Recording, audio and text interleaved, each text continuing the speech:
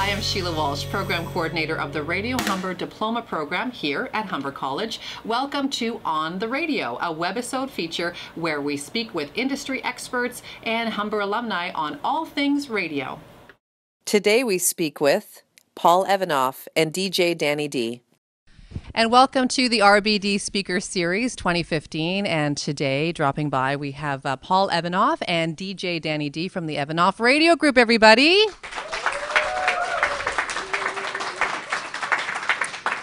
They had some great wisdom to share. Paul, of course, is a Humber alum, Radio Humber alum. He's in our Hall of Fame. He wasn't able to make the ceremony last year, so we officially induct you right here in front of the camera. Congratulations. Thank you. Sorry, I missed it. You were at the Junos last year. It's about this time last year, right? Yep. Yeah, Junos in Miami. Oh, in Miami, right. That kind of trumped the dinner, sorry. I get it. So we know your bit of a background. You came here. You went to University of Windsor. You, Danny, went to University of Toronto, and you were in the business pathway and then kind of jumped right into radio. You didn't have any formal radio training, is that correct? No, I didn't actually. It was all just self-taught DJing and then commercial production as well. But, obviously I didn't have all the tools for commercial production as are available today, so it was a little bit different and it wasn't as intricate. But, however, I am self-taught and, through trial and error, I made my career. Did you, and we're going to get, because obviously radio was in your destiny. We're going to come back to Paul in a second, but when did you know that you wanted to do radio, or was it just something you kind of fell into with spinning and stuff? Actually, no. I knew what I wanted to do. I wanted to be in radio eventually in my career or later on in life. From a very young age, me and my friend used to listen to AM, it was 680 back then, CFDR, and we used to just pretend we were on the radio and dub over songs on cassette tapes and pretend we were talking. And I always had the passion for it, but I didn't know about pursuing it on that level until the opportunity arose. Good. Okay. So, Paul, obviously, your dad is Bill Evanov. He was the sales manager for Chin Radio. Then he opened up, I guess, from Chin, opened up Evanov down on Dundas in Etobicoke. Was that the first station? No, yeah, first station he purchased actually was at the time it was AM 790, an ethnic radio station. Oh, okay. It's AM 530 now, one of our stations, and it was up in Brampton at this horrible Royal Crest Mall. We were in forever, and then we moved down to Dundas about Dundas Street 12 years ago. Okay, so you grew up with radio being in the family business. You said at about 14 you were taken to Energy 108 and you started to learn the ropes. Was there ever any thought of not being in the family business, not going into radio, or did you feel it right away? Oh, no, I had no idea. I just went there because, my dad made me, and I had nothing else to do. But at the time, I had no idea I wanted to be in it. Actually, I wanted to be a cop for some reason. Really? Which most people laugh at now. But, I want to be a cop or a firefighter or a paramedic for some reason. But my dad kind of kiboshed that right away. Not saying you had to be in the family business, but I guess he didn't want me getting shot or doing whatever, or he thought I could be. Sure. Something more. Maybe he wanted me to be in it. So it just kind of happened organically. Like I just was there every day and I naturally took an interest, and he kind of liked me being there, and then he started paying me, so it got better. And plus it was a pretty fun radio station. I don't know if I would have got into it if it was like a jazz station. I might not have been as excited, but it was when I was 16, 17, getting more involved. And at the time it was Energy 108, which is a hot station, and I liked every aspect of it just kind of naturally. And I don't know, never really kind of not one day made a decision saying I'm going to do this is what I got to do for the rest of my life. It's just all of a sudden now I'm like, I'm still doing this. But it's interesting how that was laid out for you, and you were able to gravitate toward it. And what people probably don't understand is that you weren't just given, here's the vice president of programming. You were working your way right from being a board op and being promoted within the business. You came to Humber, you got your credentials, so there was no easy ride for you. You had to prove yourself to your dad just like any other employee. Oh yeah, I had the hardest ride, and I still do. Nowadays he still runs it, so I get it the hardest. I get at the worst more than anybody else. Danny can attest to that. I'm sure. So it was, and nobody, I don't know, and I'm fortunate for that. I'm glad for that. Like, my dad was a hard worker. He instilled hard work in me, and I think the only reason why I'm successful now is because I did everything. So even growing up or being the boss of certain departments, people, we can do this, we can do this. I'm like, no, I've done what you did, and we had no budget and no money, and I did it, with just me and not 5 people. So I know you can do it for a fact. So you can't really lead and tell somebody how to do something if you haven't done it yourself. And you're in a family business, which is kind of rare these days, unless you're going into the smaller areas, smaller markets. How has it been for you working? I guess you had one experience outside of it, but you've been spending majority of your career with the Evanov family. Tell me a little bit about the dynamic of being in a family-run business where employees seem to be there for a long, long time, right, Paul? Yep. Yeah. Yeah, they do, and that's because it is exactly what you call a family-run business, but it also feels like family. You know, you become attached to the people that work with you, and I'm not saying that's the reason why you stay, but it's because you feel like you're at home, but you're at work, and that's very key because it makes the workplace enjoyable. You know, on the corporate side of things, I hear from people that, you know, they walk in there and everybody's got to be like, you know, you can hear a pin drop almost, that, you know, nobody's talking and everybody's on their computers or whatever. And that's fine in the corporate world. But, you know, we have record company representatives that come in for drop us off music and we're all laid back joking around. Whereas, you know, in other atmospheres, they're all like prim and proper. Okay, well, Mr., you know, so-and-so, you know, where thus they can joke around. And it really makes for a fun working environment, which actually leads to success. Good. And actually, I noticed that too, because when I dropped off your award, I walked in, and that's the first time I'd been to the new studios, and that's what I felt was like, wow, everybody seems to be really happy to be here. So good on you for creating that environment.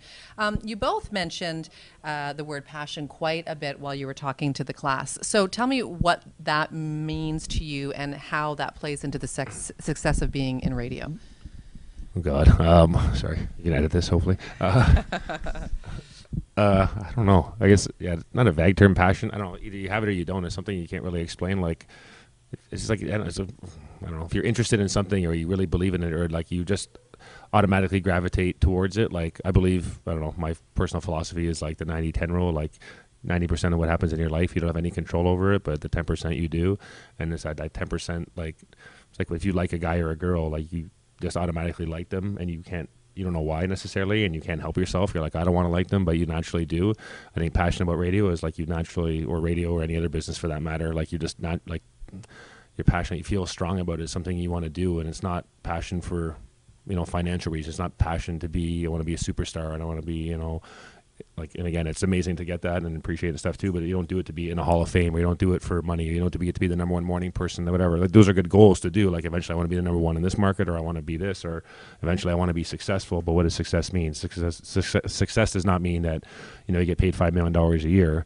That's a, you know, that's a testament of your hard work and your value and your talent, but it's not anybody who's passionate about something. It's, you have to love it no matter what you do, whether you love, you know, going to a bank every day, whether you love going to radio, whether when you're in radio and you love being on the radio.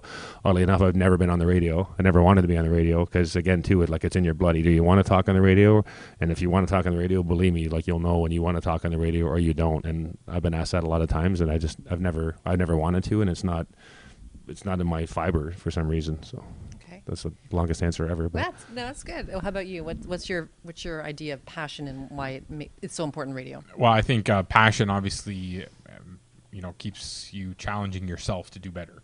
You know, like Paul said, you have to have passion for whatever job you're in. But the thing about radio is you're going to spend a lot of time working at radio. Like Paul said earlier, there is no 9 to 5 really per se set hours. Like, you might be working 12 hours a day. You might be working 15 hours a day.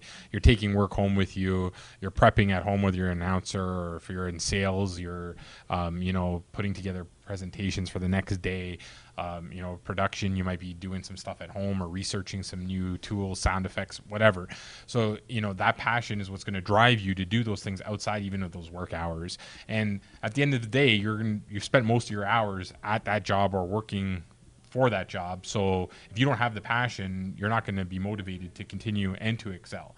Like, to this day, I still, you know, get the good nerves, not that I'm nervous, but when I go on the air, you know, I get those good nerves, and I challenge myself to do better than the day before. And I think without passion, that all comes from passion. And without passion, I don't think I'd be able to do that. And I'm probably my own worst critic. You know, if I make a little mistake mixing, you know, it's not noticeable to the public, but it's noticeable to me. And again, I think my passion drives me to challenge myself to say I can, you know, do better next time, or I recognize what I did wrong and make sure that, you know, again, I challenge myself to take it to the next level. I think you both mentioned don't ever stop learning. So you're saying you never stop learning. You're always self-editing and self-monitoring, and you're as well. Your quote was, find the smartest people in the room and gravitate toward them, because you can always learn more. And I think that's really important. Mm-hmm. You never stop learning when you leave here, when you leave university, whatever you're doing. Final question, because this is a little short segment. You both mentioned resumes and hiring, and actually that resume is an assignment, their final assignment worth most of the marks. So going into it, where they're all going to be working on it now, Paul, as somebody who's looking to hire, best thing they can put on it, worst thing they can put on it, and then maybe Danny, your perspective for production. This pathway specifically is creative production and sales, so maybe you can address in general comments, but specific to sales, and you can address creative production, what you're looking for on a resume, what would stand out. Again, just repeat myself from before. I think one of the worst things you can put on it is to whom it may concern, and get the company name wrong or anything like that. Any typos, any spelling mistake, like get somebody to read it over that's very good at English, or get 3 or 4 people to proofread it. That's anything that is going to give you a disadvantage over somebody else, as stupid as like a comma or the company name wrong. I mean, you spent all that money on education and all that work and all that time in a resume, and you're going to you get possibly shut out because you were careless and didn't put an effort. Again, hard work is everything, and that shows you didn't put enough work into it. Best thing's tough. Best thing, again, it sounds so futile because it could be a stack of 300 resumes, but make sure you even highlight some of the key stuff in grade. Don't just put the simple template of the name and your email address. If you have a Hotmail address, lose it. Put a more professional one, like a Live or something else. Hotmail looks really unprofessional. It looks really immature. Again, these are small Gmail things, but a Gmail or else. something more professional. And then maybe on the right side, if you put some resumes have a left side column that they put certain things in there, maybe shadow it a big gray, put it on a really good stock paper, have it properly delivered, I don't know, just small things like that where it kind of stands out. Because if you have 50 resumes and they're all white on crappy paper, and Hotmail addresses, and yours is on really good stock paper, and you have a shading of gray in some area to kind of highlight something, everything else, it's just that extra thing that makes it stand out. I think, I don't know, it's a real risk to do something crazy. Open me and it'll be the best thing that ever happens in your life, and really, I doubt it. That's gonna happen. So you're taking a risk of somebody not paying attention to that. So it's tough, but the resume is key, but that'll help you. But networking, I know that's not part of the assignment, obviously. No, it's part of the class, though. Career prep. Networking is key, but you can network all you want, but the first thing you'll say, okay, send your cousin or your niece or your friend or whatever else, have them send me your resume, and then you're like, oh, shit, I need a better resume. Before we move on to Danny, do you, as somebody who gets a lot of resumes digitally and tactile, what do you prefer? Do you prefer actually having paper in front of you? Yeah, I'm old school, so I still write everything down in a book like that, yeah. And old school. But personally, I look at resumes for usually they don't go I don't filter them all. They go through other people first. So then I'll look at them. When I look at them, I'll look for 2 seconds. But really, if they come down and the managers say, hey, these people narrowed down to 3 or 4. I was in Winnipeg. I was an example. Actually, I was in Winnipeg 2 weeks ago for our stations there. We had to hire a promo person. So there's 3 females that came in. So the first one, her resume was 5 pages long. I'm like, yeah, not going to happen. But then she came in, and then she was actually really, really good. She was amazing. I'm like, she's pretty good, but she was actually suited sales better, so our sales manager is probably going to hire her. And then the second person's resume was kind of okay, but she blew her socks off. We ended up hiring her. But her resume looked okay, but she came in. But they all came recommended from somebody else, which is the key. And then the third person resume looked okay, but she didn't really have any experience, and she didn't really want the job. So there it goes back to the small business networking and who you know, right? Yeah, again too. So it depends. The first resume was crap, but she was good, and then the second resume was pretty good, and she was amazing. So, but I would not recommend 5 pages.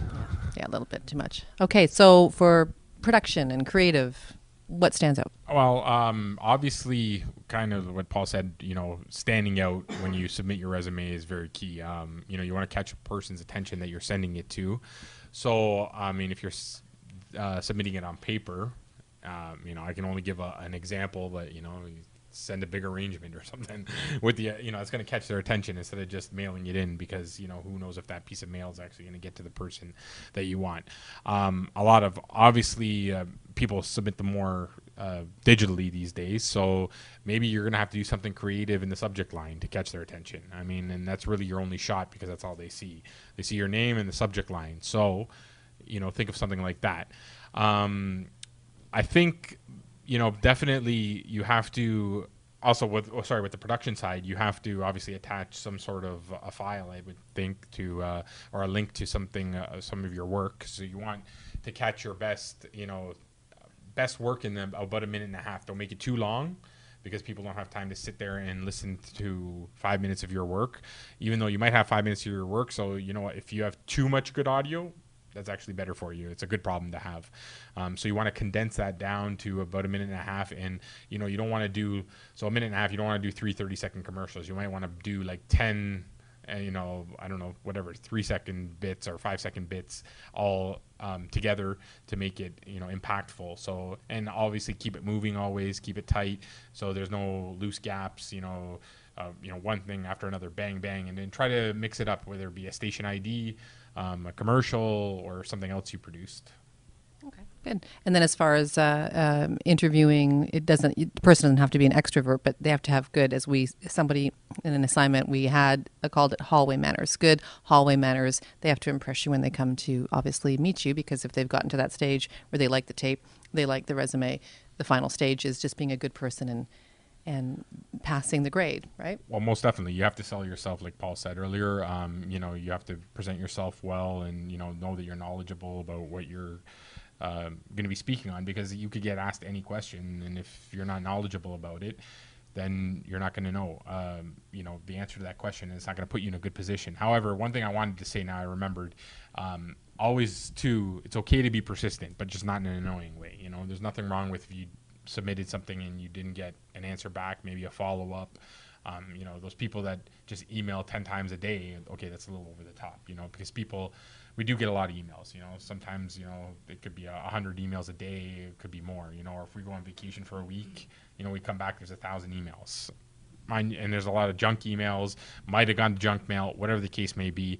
And again, this is obviously if you're submitting it electronically, but there's nothing wrong with a follow-up or you know, as long as it's done tastefully. Tastefully, not obnoxiously. Yes. Good. And any final thoughts, Paul? No, that on the production side, like, you know, I don't know, it's tough with production demos because, like if you give me a production demo, I don't know if you produced it or not. It could be anybody else, or you could be in a studio spending 4 months doing it. So it's difficult, but it's, you know, make sure you highlight what work is yours exactly. And then when you're, again, if you get the interview, like what we do is we're like, okay, you know how to use this and this. So those equipment we have. So we'll give them a script and have somebody voice it and put them in the studio. You have 20 minutes to produce this. Go ahead. Don't leave them alone in the studio for like 20 minutes. Most people freak out at first. But it's live audition, that's good. It's not going to be like they're, you know, the make or break necessarily, but you'll know if they're full of crap in about, you know, 2 minutes. That's good. That's good to keep in mind. So make sure whatever you have on your demo, you can actually recreate in studio. Excellent. Okay, so our thanks so much to you both, Paul and Danny, for coming in today from the Evanov Radio Group. We'll see you later. Thanks, everybody. Thank you.